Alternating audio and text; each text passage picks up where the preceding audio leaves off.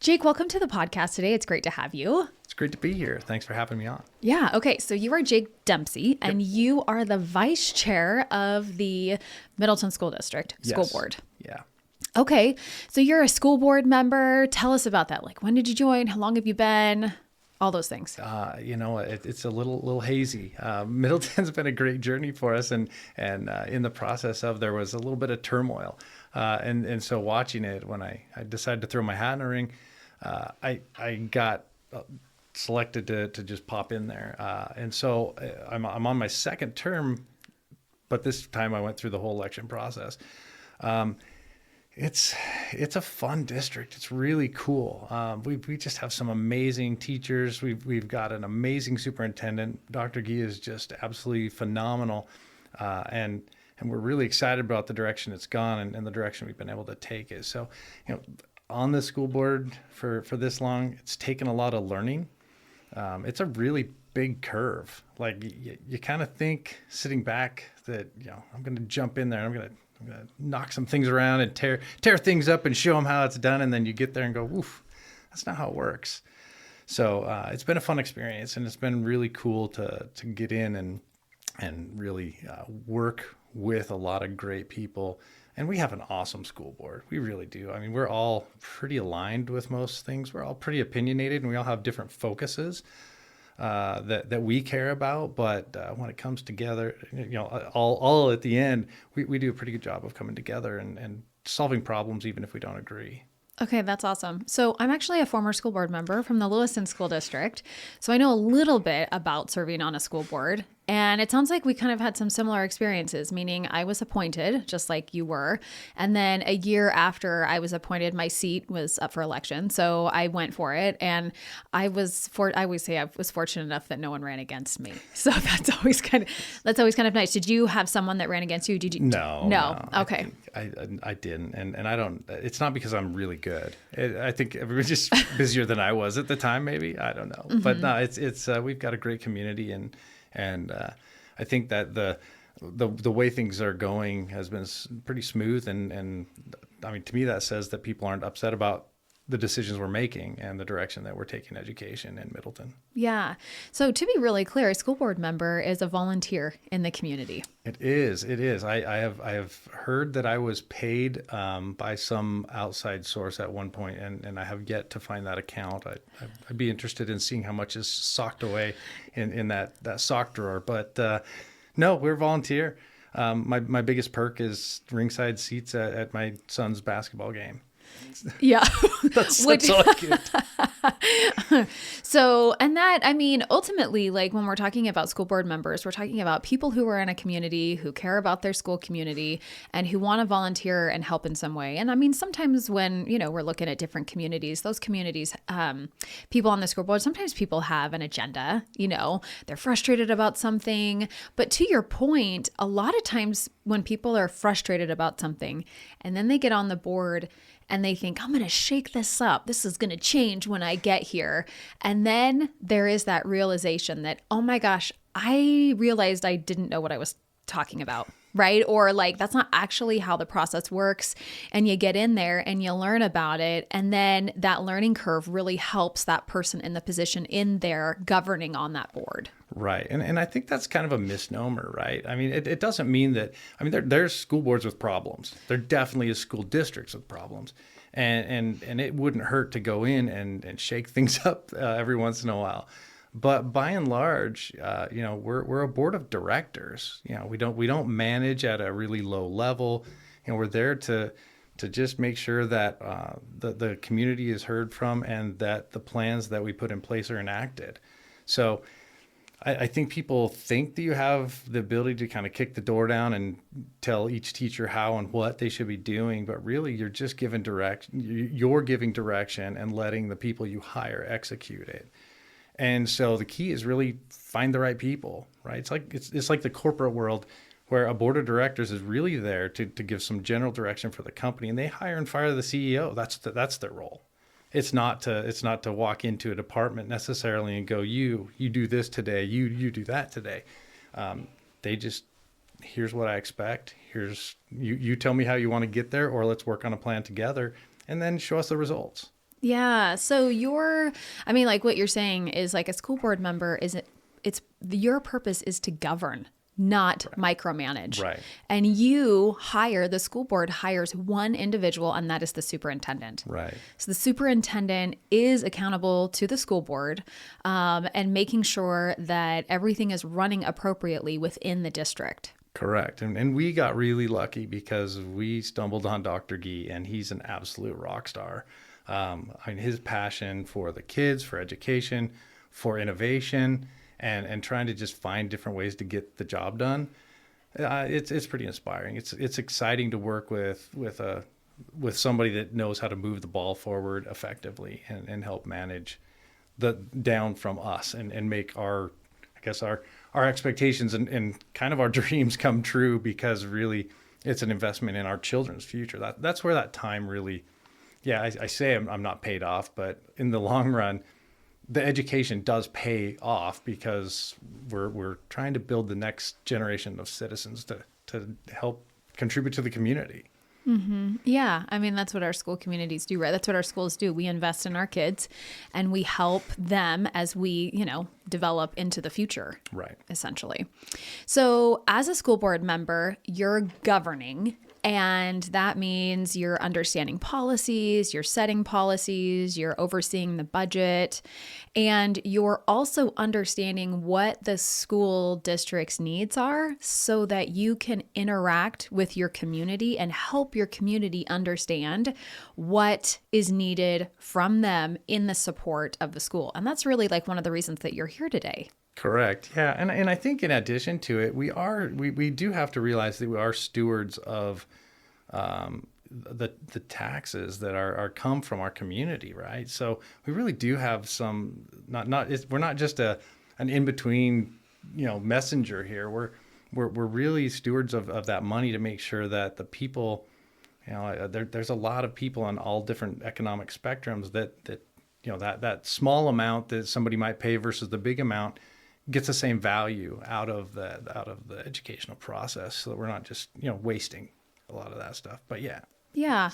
Okay. So let's talk about you kind of mentioned some generalities, like Middleton School District is great. You love Dr. Gee.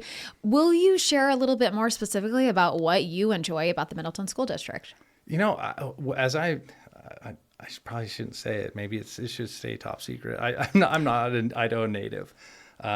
And I watched it as I lived in Seattle, and I watched as the whole ecosystem just kind of crumbled into a disaster. I grew up in a very small town at the base of the Cascade Mountains, a little logging town that was about the size of Middleton 7 years ago, and so it was kind of exciting to get here and have that small town feel. There's a lot of passion in Middleton. There's a lot of just homegrown, great people that have been there for some of them for generations. And so the teachers are great, and the environment is great. The community is great. And we just have a lot of really good support from the people, the parents. The kids are awesome. Our programs are great, and it's a fun place to be. As frustrating as being in the public eye can be, and trying to manage a public process. Middleton is still like the good outweighs the frustration by far, and it's small things, right? So after you shake it off and look at it at that 1,000-foot view, it's just a great place to be. Yeah. So I actually just attended one of your school board meetings. Oh. But I don't think that you were there. I think I wasn't. I travel a lot for work. So yeah. So they had like video, phone conferenced you in. And one of the things that I was really impressed with the school district was, as I got there, people were mingling and everything. And I sat down and I got there about 20 minutes early. And first of all, I was really surprised by who was already there. Because a lot of times school board meetings are just like no one's there, and that's fine. I don't think the board's ever really frustrated by the fact that no one's there, but there were quite a few people there already. And then as it got closer to 6 p.m., the room was like just bursting at the seams with people. I couldn't believe how many people were there. And there were a lot of teenagers there. And I was like looking around, like, what's going on here? Like, and I'm looking at the agenda and I'm going, oh, maybe that's the thing, like maybe that's why kids are there. But then, okay, so I'm in this meeting and I'm having this experience. And then the meeting starts and you guys have like your public comment section at the beginning. And a teenager had signed up to speak. And so, the school board was like, okay, so-and-so come up and speak. And the kid like stands up there at the podium and he's kind of looking around at everyone. And there was something on the agenda that he wanted the board to support. So he, in like one sentence was like, I'd like you to support this thing. I want you to vote yes. And they were like, okay, yeah. And he went and sat down. It was a very like, it was a really fun and respectful thing to watch. And then as the meeting went on, I'm just kind of like looking around and the people were there presenting about, this upcoming proposal that you guys have. And then halfway during the meeting, the board chair says, all right, students, all right, government students, you guys can come up and we'll sign your forms. And, you've been here long enough, you take off. And I was like, what is this? So I leaned over to a community member that I'd been talking with and I was like, what's this all about? And then he told me, he was like, oh, this is something that all government students are required. They're required to attend a school board meeting in a semester and they're required to attend a city council meeting in a semester. And I thought that was so cool because I thought, what an incredible way for students to understand not only their civic processes, but their community and who's showing up and what happens there and how to be involved. And I was just really impressed with the whole process. Like, I took a photo and I posted about it on social media later. I was like, this is awesome. I've never heard of this before. So just even in that moment, I was really impressed, like with what a teacher is doing at the high school and then how the school board supports that and the superintendent and, and the people in the community. Yeah, we do have some great kids and the programs there, we've done a lot of different things and had some support from different organizations. There was a scout group that came in to talk to us at one point, and like we invited them to lead the Pledge of Allegiance. We had some special education sports teams that had won, and they gave us a presentation about some of the things that they'd done. We try to get, anytime we approve trips or something like that, some feedback from the students to let us know how things went. And we expect pretty regular updates on just school performance in general. So yeah, it's great. I would say, in fact, I was just talking to our Principal Hollinger at the high school, and Dr. Gee, and telling him that my son, who's a freshman, we started off and, before our freshman year, he's like, well, Dad, I think, maybe I'll take some welding classes and some woodworking classes and art classes and kind of the typical list that I would have taken. And he's had such great and amazing experiences with teachers. Now he's coming home like, Dad, I think I need to go see the counselor and adjust my schedule. I think I want to take some business classes. And, one of my teachers that was teaching Constitution stuff was so amazing. I want to take more from him. So I love that our kids are getting inspired. I know some of them are just like, oh, I got to do this thing, but none of them are doing it, dragging their feet and griping about it. If we hadn't cut them loose, they would have stayed for the whole time. We've got really good kids out there. It's fun to have them involved. And one of the things that I know that you guys are doing, Johnny Hollinger was on the podcast last fall, and he shared that one of his priorities was making sure that every student at the high school had a touch point at the high school besides a class. So, like that included sports, but that also meant clubs. And that if the high school didn't have enough clubs, then they added clubs, which meant, as Johnny was describing, they had to add advisors, which meant they had to ask teachers, but they also had to ask parents and other volunteers in the community to come in and advise those clubs. And he said they did. He's like, our community showed up and has been supporting our high schoolers, and it's been incredible. Yeah, we do. People care, and it's awesome to be in a place where they do care. Yeah. So I will say we're not going to hold it against you for not being born and raised Idahoan, in part because I'm not either. So All right. I still consider myself like a country boy. Yeah, for sure. And the reality, so my husband was born and raised here. My kids are 6th generation Idahoans. And I was born and raised in a small town in Oregon. So my hometown is the same size as Middleton. So I know exactly like what you're talking about when you're saying like small hometown, you've got like one high school here, the community kind of surrounds and really supports the school district in that way. That to me is very Idaho. Like that, as I have like traveled the state and met different people in all their different school districts, that's something that I know that is like a value within Idaho, is like to support our kids and our schools. That's something that I have really seen. And I know that like, as I've spoken with people, I will tell you that I know Idahoans. I know sometimes we like hear like, we're not like happy with different things, when people are coming in and stuff like that. But I think that what people get frustrated with is when people don't understand the community that they're moving to, right? And so one of the things that I know that people don't understand maybe as much is how Idaho funds and supports the school district within their community. And that's something that I've tried to help people understand, and something that I want to talk about today as we're talking about this proposal that your school board has for your community. Mm-hmm. So let's talk about that a little bit. Because one thing that I've heard from people is like last year when different people were talking about like, some districts were running levies or bonds. One of the things that I heard from voices in communities was, well, why don't you just like get more money from that general fund that I know that the state has, right? Why can't we just go grab more money from the general fund? Idaho is very limited and very conservative with our money, thankfully, right? And I think that that's one of the things that brings a lot of people out of Idaho to Idaho.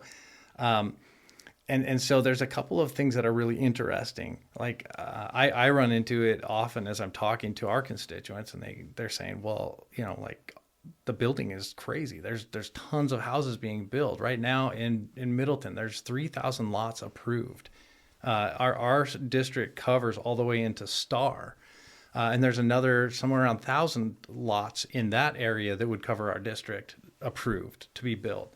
So, I think that the misnomer is that somehow this just open to it, and all we have to do is just please, sir, may I have some more? Well, that's not how it works. And it's a little bit tough. And sometimes they're going, well, make the new houses pay for it.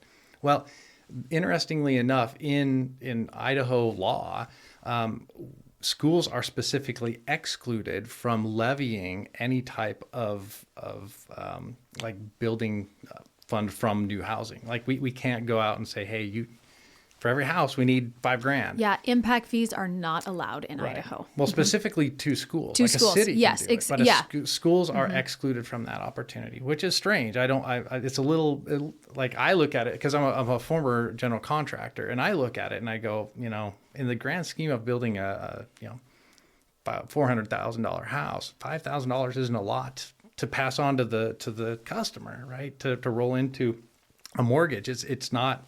It's not the straw that breaks the camel's back. And so it's tough, to look at that. And then people are going, well, those people should pay. Well, I agree, but my hands are tied. We're also funded through, our local property taxes. And that's, we can only ask for a certain amount as well. We also are given a certain stipend from the city, from the state to bring back into our communities. And when that doesn't cover it, that's where you get those supplemental levies. And that's where we start to just mix and mingle all of those terms and the understanding. And so people get really confused because we're saying, well, the state, based on our regular budget to pay our teachers, to keep the lights on, to put gas in the buses, do all the stuff that we have to do, and including like let kids play football, basketball, it costs us this much. And there's a shortfall of this much. And so we're going to run a supplemental levy to fill that operating budget gap.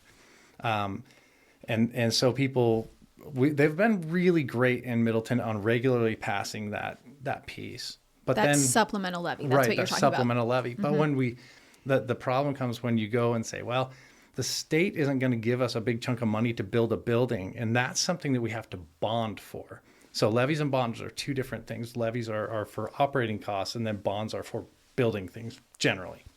And so that's where we've gone to our community a couple times. And it's just hard to justify, because I think everybody's invested in education. I don't think it'd be fair to say that, but to help people understand just the expenses, like the costs of building a building and housing the kids and getting teachers in to where they're in a comfortable space. So yeah, there's not free money. I don't want free money. I'm very conservative. I want to pay as little taxes and get the most benefit out of it as I can. But that is kind of the never-ending war at the legislature, is how do we spend money most effectively? And after being on the school board, of course, I'm a little biased now towards education. I'm passionate about educating these kids. I want our kids to leave school not just being able to pass tests, but with some viable skills. So, hey, if you want to go to college, you're ready. And Dr. Gee has been continually building some programs under our direction to get like extra classes that double as college credits for some of those kids that want to go advanced. And we're steering towards vocational type training for the kids because if they're going to leave, I want them to leave with the ability to go in the marketplace and not just, ring a cash register or something. Not that there's anything wrong with that, but it's just nice to leave with some viable skills instead of going, here's my piece of paper. Right. So that's what we're pushing on. That's where the project lies, in trying to build that infrastructure as we continue to grow, to just have the best educational experience for our kids that we can give them. Yeah. So you mentioned a couple of different things. One, a supplemental levy is really, the word is deceptive. Back in around 2011, that's when they instituted this idea of a supplemental levy, as if it's going to supplement the income, but really of the school. But really what it is intended for is the regular functioning of the school. Most school districts in Idaho are running a supplemental levy every 2 years because they need those funds to be able to keep the school afloat, right? To be able to educate. And Idaho, we know, you can go look it up. We're very conservative with every dollar that we bring in. To your point, like we are accountable. Idaho holds itself accountable to the taxpayers. Right, those taxpayer funds. So then that supplemental levy only requires a 50% plus one to pass in a community. So it's not as challenging to pass. It's not that they don't fail. They do sometimes in the state. Every year Idaho Ed News, every, session of every voting time, in May and in November, there are some supplemental levies that fail, right? They report on a majority of those levies are passing, but some fail. And then what you're also talking about is a school bond, right? And most of those in the state of Idaho are for buildings. And that's when the school board says, hey, we need to either fix this main issue or we need to build a building. And so now we're going to go to our community and we're going to request that they support that bond. Now, in Idaho, that requires a supermajority to pass, which is a 66.67%. It's an extremely high threshold. There's only a few states in the United States that still require that. Idaho is one of them. But one of the things that I think, let's maybe talk about a silver lining of that supermajority is that what that means is that the community really needs to understand and support what they are paying for when it comes to that request. Mm-hmm. So your school board has said, you know what, there's growth in a couple of our schools where we've exceeded the capacity, student capacity in some of our schools. And so now we're going to go out and we're going to request that this community support a bond for the school district. So let's talk about that for a little bit. Yeah. So we've got 3 elementary schools right now. And 2 of them are well over capacity. And what does that mean? What does that mean exactly? So they were designed to hold a certain number of students, and we've shoved more in. Now we haven't just. And what does that mean? When you say you've added more students in than the building capacity allows, what does that mean? So we're not just shoehorning them in, of course. But we've turned to portables that we've had to purchase. And what are portables? Portables are just. For lack of a better explanation there, it's a double wide trailer that's designed for kids to use as a temporary space for school. And what type of amenities does that portable have for those students? It's a box. It's a box. And it's got a heater and an air conditioning and a chalkboard. Like it's nothing special. It doesn't allow us to get really technologically advanced and add any of that type of those amenities to a classroom where you might be able to take advantage of a lot of cool networking things for computers or stuff like that. I mean, it functions. It makes it functional, and God bless our teachers, right? I mean, we are at in the Southwest Idaho area. We're generally, we're hanging out at second and in performance for all our test scores. So despite the fact that I have two schools that have hundreds of students overpacked in them, and the other one's at about that's like 80-something%, and wouldn't take much to. I think it's about 70 students shy of getting pushed over the overfilled. They're still doing an amazing job under those constraints of being packed into places that they could probably maybe do a little better with some more freedom. But I mean, here we are with all these lots approved. And we would expect that by the time the school is done, we could take those kids that are overburdening those schools, move them to the new one. It's going to be full. That's how fast we're moving. Mm-hmm. And it's just tough because we have no control over it. Like I can't put the brakes on. I can't walk into City Hall or into the county and say, stop, please. Constitutionally, by the Idaho Constitution, I have a requirement to educate these kids and do the best I can. And so, yeah, it's a little tough. Like we're jammed in there, and then this groundswell of kids that are coming up are going to move into our nearly full middle school and our nearly full high school. And so we're just juggling things and trying to continue being focused on vocational and educational type things happening. So tomorrow is a groundbreaking for. We've got a grant from the government to start working on a vocational building. So we're going to start building that, do a groundbreaking tomorrow so that we can continue to offer more things to our kids and not just try and stay afloat. Like it's more than that for us. So yeah, it's a lot of need in there. Yeah. So you've got, I mean, as you're mentioning, you've got these elementary schools. Middleton has 3 elementary schools, and what you're hoping to do is build a 4th elementary school. And then you've got 1 middle school, you've got 1 high school, and then you have an alternative school, the Middleton Academy.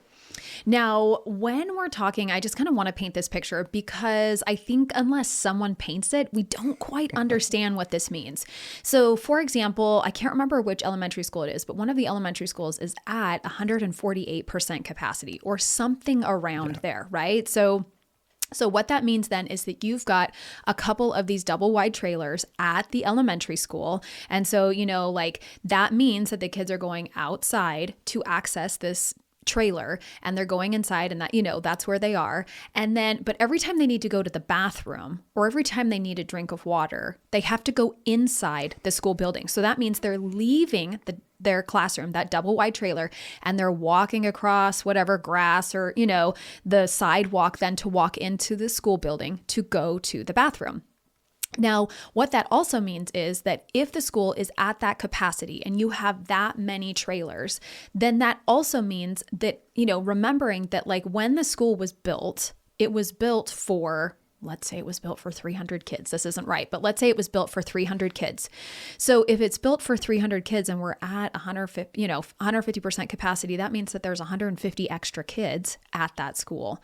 So that means then that every bathroom break, every, walking in the hallways, those bathrooms were built for the 300 capacity, Right. not the 450 capacity. Right. And that also means that the lunchroom was built for that capacity. The playground was built for that capacity. Now, someone might say, hey, that's okay. We can just stagger lunches. You just stagger them. And we go, okay, we can stagger lunches. But that means that some of our kids are going to start eating lunch at 10:30 in the morning. Right. Because we have to stagger them because the cafeteria is only so big. So we can only fit so many kids in that cafeteria. So then when we start talking about it like that, and our kids are there and we're asking, walking hallways, bathrooms, lunchtime staggering, being in the cafeteria, being outside on the playground, that's a lot of overcrowding in our school. And it's a lot more than just, oh, well, we're at overcapacity, so we're just going to add these trailers outside to accommodate that overcapacity. And what that really means then is this is why a new school is needed in your school district, right? Yeah. Because not only is it about the benefit of the kids, but it's also about like their safety and their experience during the day, right? And all of those different things when we're talking about that school. For sure. I mean, these are core memories, right? That we're building in these kids. I have fond memories of some teachers that I had and some school experiences, some not so fond memories as well. But we're trying to build an environment where these kids are constantly learning, they're thriving, and in some cases, I just need a safe place for those kids. Thankfully, our community is just amazing, and we don't have a lot of major problems in that way. But I have to plan for every kid. I can't plan for the kids that are going to be doctors and lawyers. I have to plan for the kids that are going to struggle. We've got a wonderful SPED program. The advocacy for the kids at all different levels is really strong. But there's a level of stress when you're kind of jammed in, right? Freedom, in Idaho, that's so valuable. Is also represented in being, squished down, and like kids need to operate. Kids need to run around. Kids need to be a little bit crazy sometimes, and they need the room to do that. And teachers need the room for them to do that too, so that they don't go crazy. And so, there's such a need, and enough of a need that we've even had people in the community that in the bond that we're going to be presenting, they've donated space for us to build a school. They're going to grade the land. They're going to get it ready for us to come in and build this school.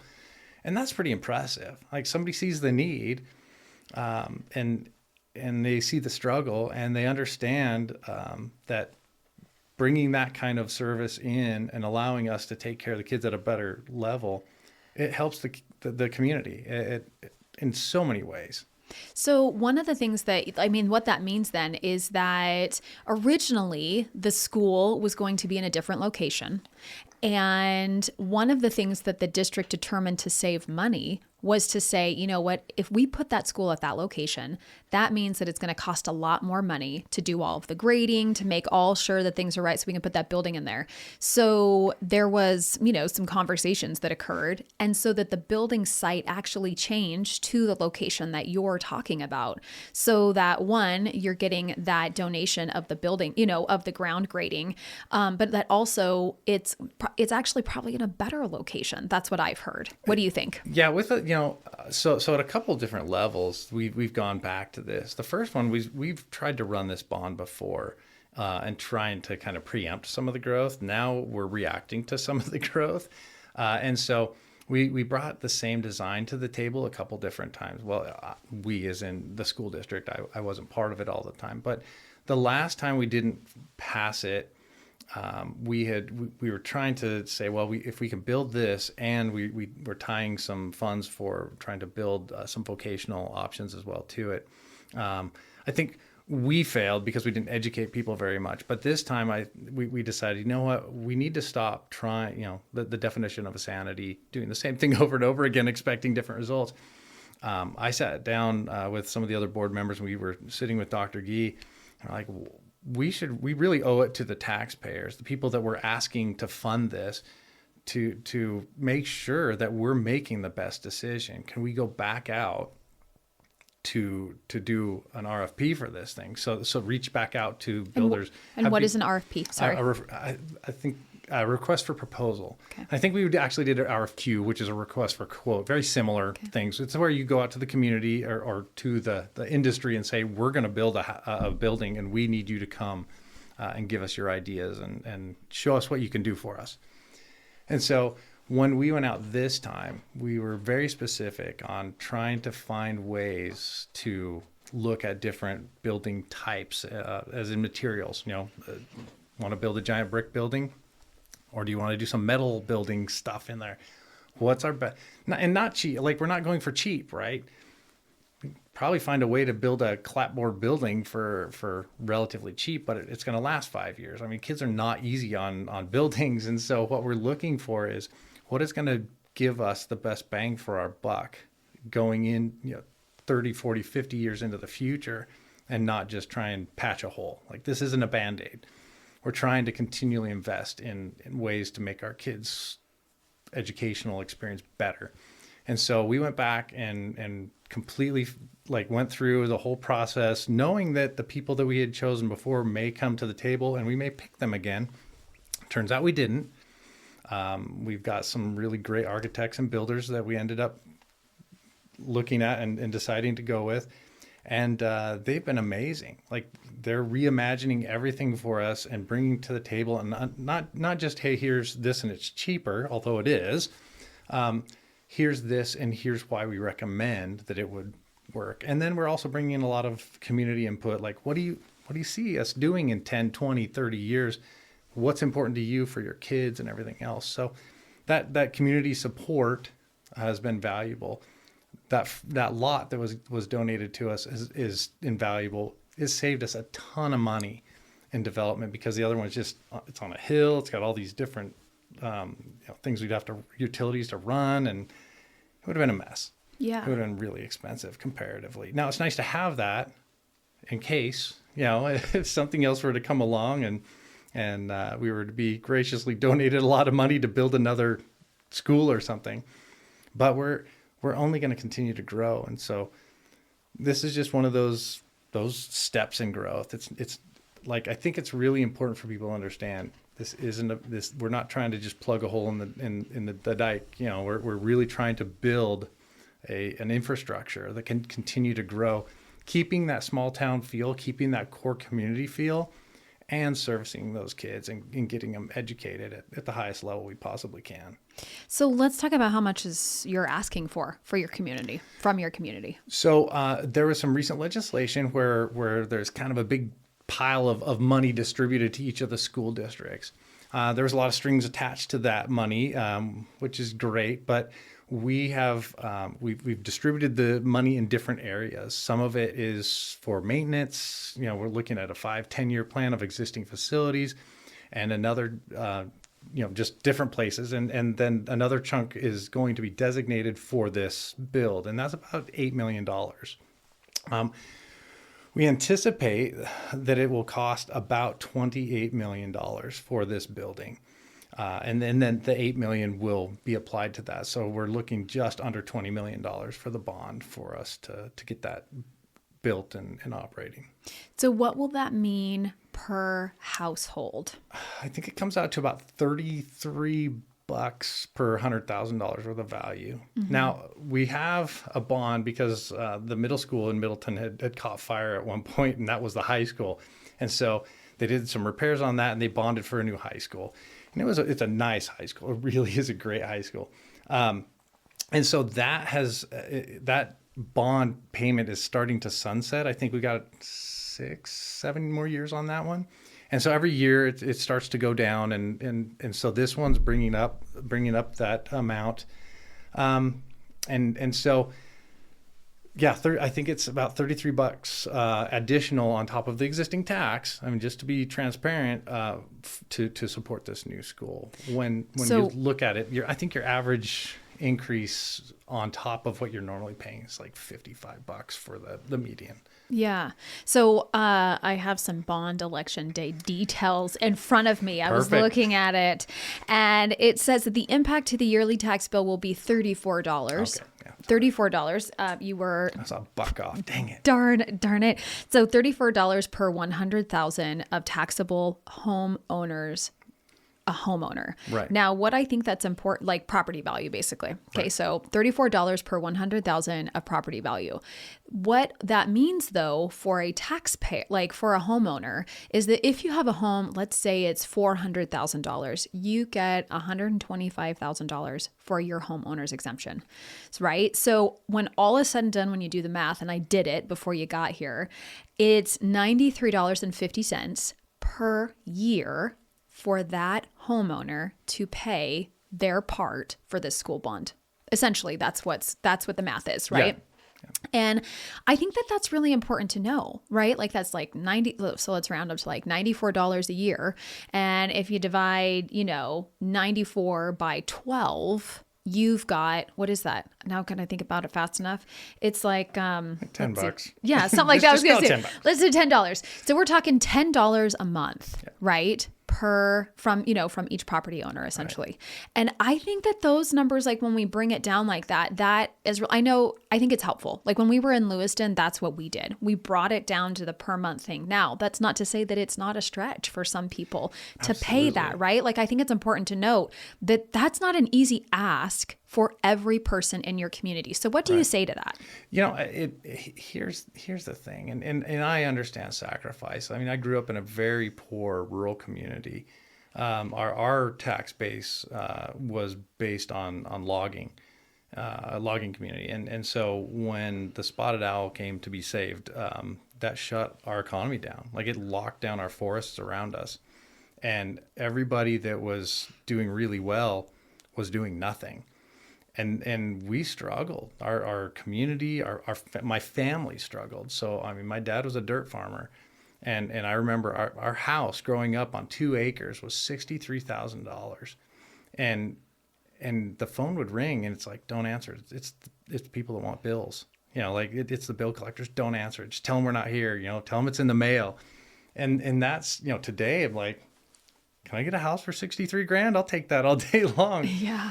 And so I get it. I understand how tough it is. And when I look at it, there's a couple of different things that go through my mind. Number one is if we invest in schools, in education specifically, that only helps the community.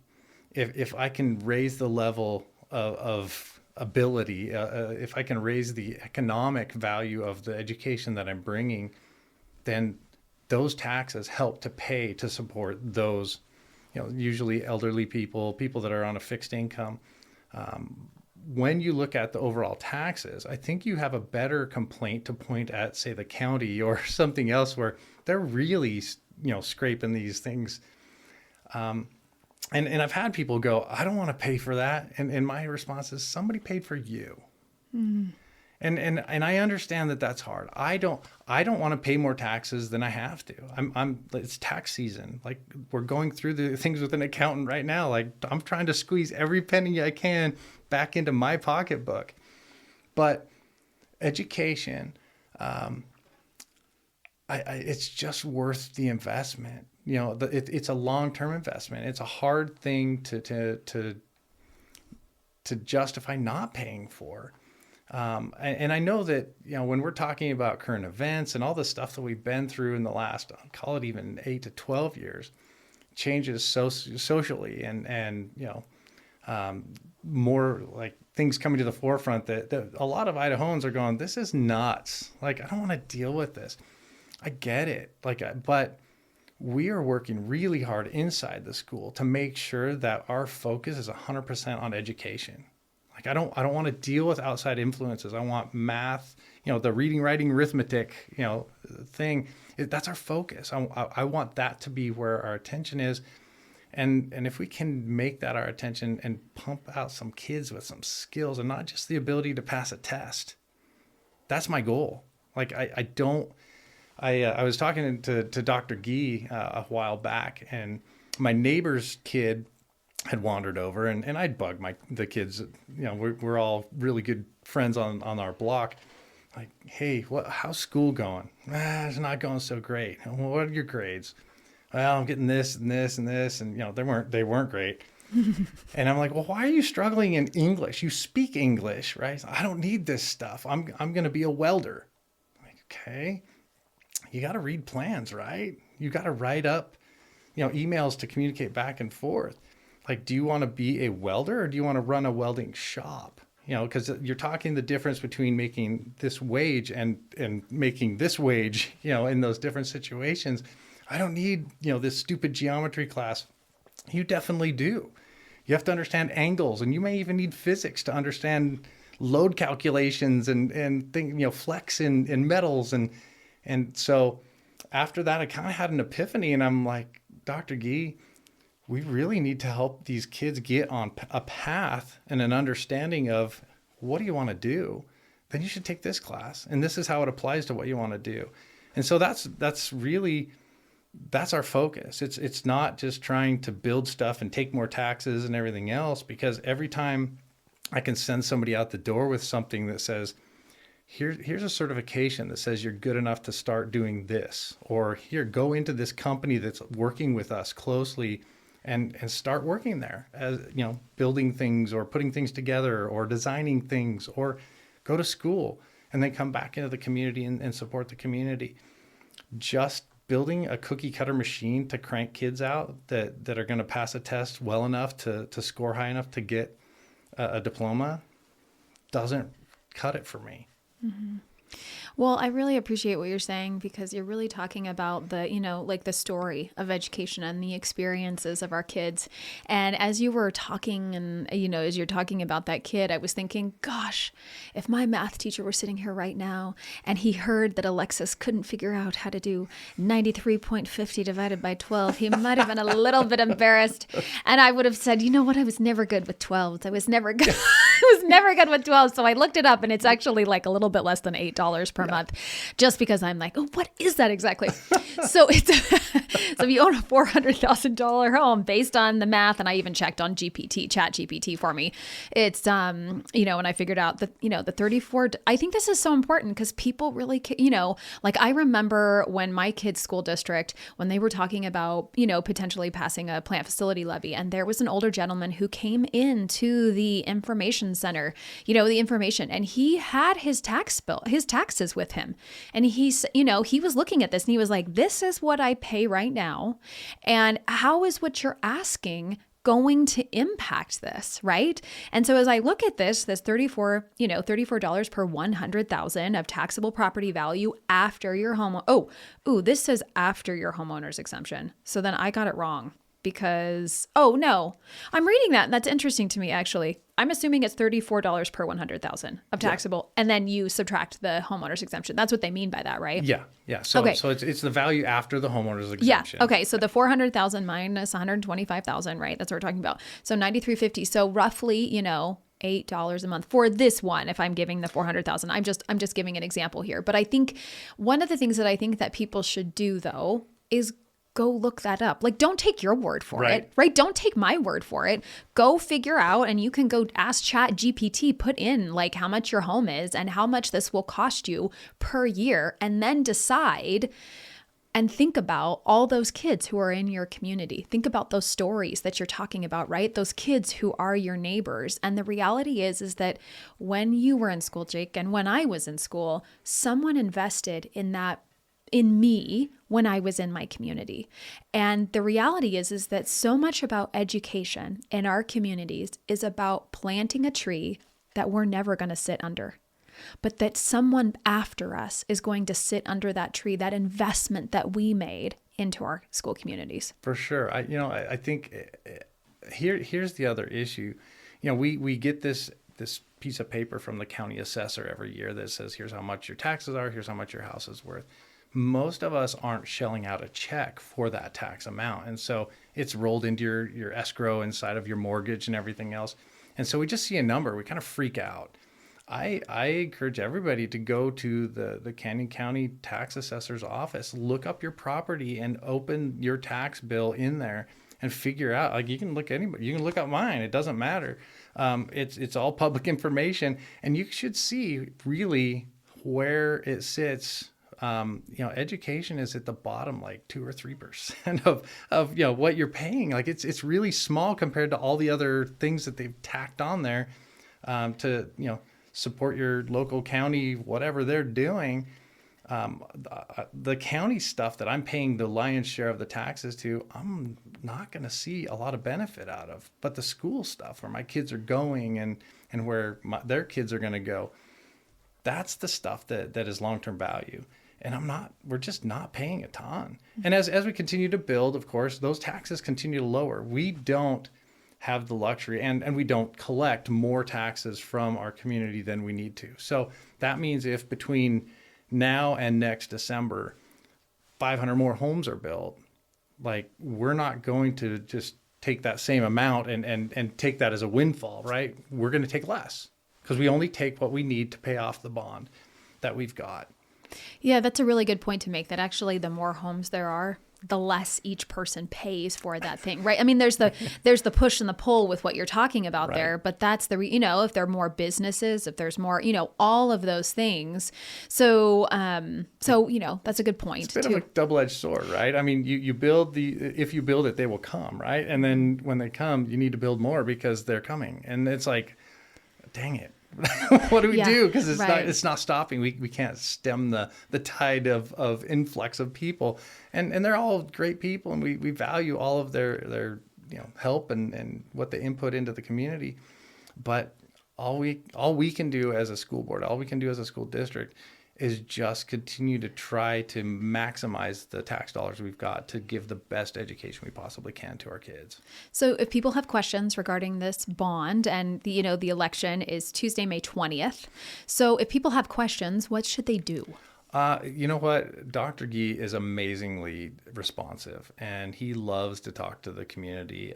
There's going to be some fireside type things where small groups of people can come together and ask questions. There's going to be a Q&A at the school. There's a lot of plans. There's the school website can get you some information.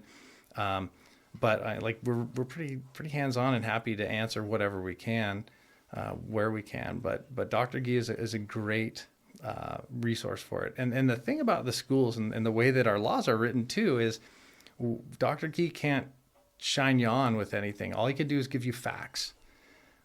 He's given direction by us to move this bond, and he can tell you why we're doing it. He's not going to tell you, yes, you need to vote for this. I think everybody should get out and vote, but everybody should do their research and figure out exactly the value of what it is, and understand and do some personal thinking on what might be worth giving up. And I understand it's a hard decision, and that's why we don't just dive in and start throwing money around with the budgets we're given. We always run by those things. We ask a lot of questions. We dig really deep. We have budgeting sessions because we all on the board. I don't speak for everybody. I can't speak for everybody, but traditionally in our interactions with each other, I can tell you that I always come away feeling like we are pretty united in understanding that those taxes are really, it's a sacred money. It's the widow's mite, right? And we can't just blow it. We can't just do whatever we want for fun. We did talk a little bit about one of the students in one of the sessions. We were approving or voting to approve or not approve a crosswalk next to Heights Elementary, and that's near my neighborhood. And it was funny because we went through the process, and afterwards I asked to have my vote logged as an abstention from the vote. And afterwards, one of the students came up and said, "Why did you abstain from a vote?"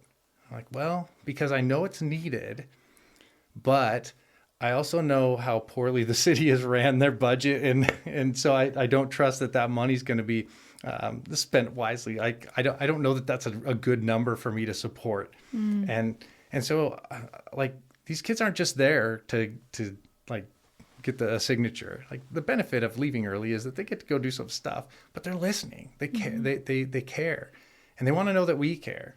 Yeah. And I think that by investing in them, they start to understand that we care. And I think it's just really important. It's a good thing that we're doing. And our Middleton School District numbers are showing that we're doing amazingly despite our struggles. With our scores coming out at number 2 in the Valley for English and math, That's hard to say that we don't have amazing teachers and amazing students. Right. So one thing that I think is important to note is that I really like how you mentioned that a superintendent is not permitted to tell people how to vote. They simply are there to give the facts of what is occurring, right? So to say, this is how much it is, this is when this is what we're dealing with, this is the day you vote. But it's actually the school board who is saying, I mean, through your actions, you're voting and you're saying, we're going to take this out to the community. And ultimately, through your actions, what you're telling the community is that you want them to vote for this thing. So as a school board member, you're allowed to tell people, I think you should vote yes. Yeah, and it's just, I mean, if they can't figure out from our conversation whether I'm pro or con here, let's just have you say it. Why don't you? I absolutely would encourage someone to go out and vote for this. I mean, understand, and it's hard, right? I get it, because they're looking at a little chunk of time, and here I've got a couple of years under my belt here, understanding where we've come from and where we want to get to. And sometimes they're just like, I just want to get my kid up in time and get them dressed for school. But we're doing a good job, and we want to continue to do a good job. And I think I don't know if I even think, I know that with a couple of other benefits here, by relieving some of the stress off the other schools so that we don't have them jammed into some of the rooms we've got kids in teachers' break rooms that we've converted to classrooms. They're going to thrive and they're going to do better. And that's my goal. And I don't know anybody on the board that's not aligned the same way. So I really appreciated that just earlier you said, listen, don't take my word for it. Go look this up. You guys need to, you as the voter, you need to decide for yourself if you're going to vote for this or not, if this is something that you can get behind. But as you, as a school board member, as vice chair of your school board, and as a community member, you're saying, community, please support this and go out and vote yes for this school bond request from our school board.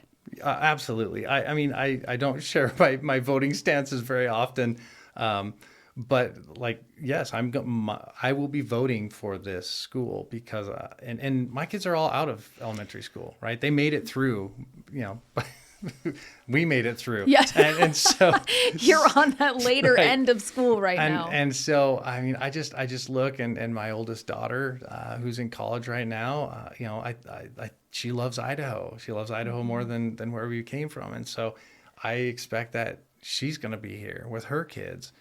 And so well after my kids are graduated, I'm comfortable adding to that piece, right? And if I'm not comfortable, I'm going to be involved in the process of understanding it, right? That's why I'm on the board. Is there was some discomfort, there was some things going on. I needed to understand what the process was, because I didn't know. I'm like, what are we paying this money for? Why are you asking for this money? Help me understand where this money goes, and I'm using my life experience to judge all of these decisions. Now I'm using this new life experience to judge all these decisions, understanding that politics is just insane.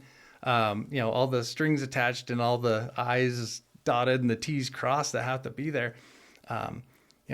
It's the checks and balances are there for a reason. There are things that you could be concerned about. There's not anything at this point I'm concerned about with my conservative leanings, very conservative leanings. I just sometimes you got to spend some money. And if I had to pick something to spend money on, I would not be upset about picking the money to spend towards education. Mm-hmm. Some of the other crazy projects, I'd be like, no, it's my money. But education, I don't see it as a waste of money. And if I start to see something turn, if I start to see my schools or the curriculum, there's opportunities for people to get involved. We have curriculum committees. If people are concerned about what their kids are learning, come be part of it. Ask a lot of questions, because there may be something that we've missed. If somebody comes home with some curriculum that they've been given that's out of what we would normally expect, we address it. We want to know those things. We don't want to live in a vacuum. We don't want to. We do what we do, and sometimes we don't get every detail.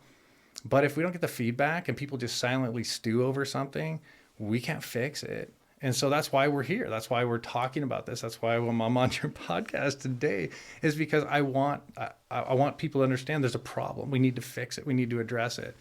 And thankfully, Dr. Gee is one of those people too that is just, if you got a problem, bring it to him. If you have questions, bring it to him. Let's get it solved. Let's get the problems fixed.